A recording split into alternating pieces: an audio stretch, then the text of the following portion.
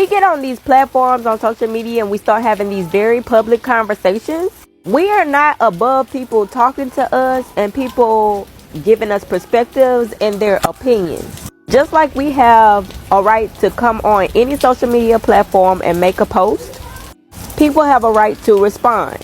When you make public statements and have public conversations, you open yourself up to the public.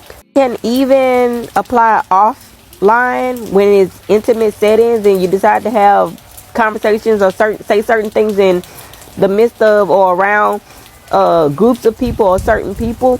When you have a public conversation, you open yourself up to other people's thoughts and opinions. Not saying that we shouldn't respond to disrespect and rudeness, but we sometimes need to process things and figure out the best way to respond.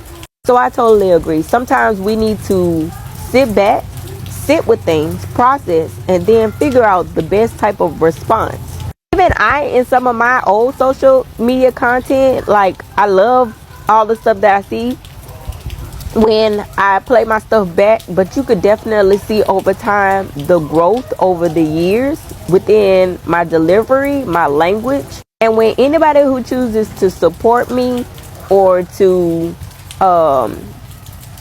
give me constructive criticism or state a perspective, I don't automatically just think that I am above anybody telling me anything. I actually take what applies and I leave what doesn't.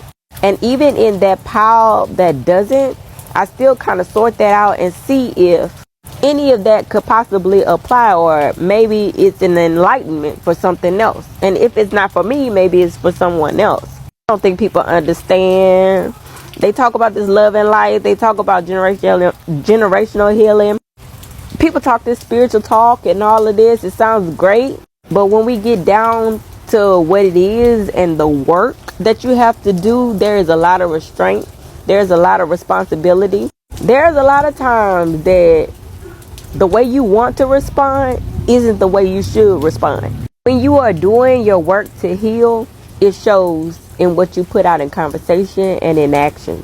When you're working towards being a better person and when things are peaceful in your life, and when you're working towards peace, even if you haven't quite found it, it comes out in your energy. Even when people upset you and people try to trigger you. I'm not saying that it's always polite and nice and calm, but there's a certain spiritual swag in your energy. People learn to respect.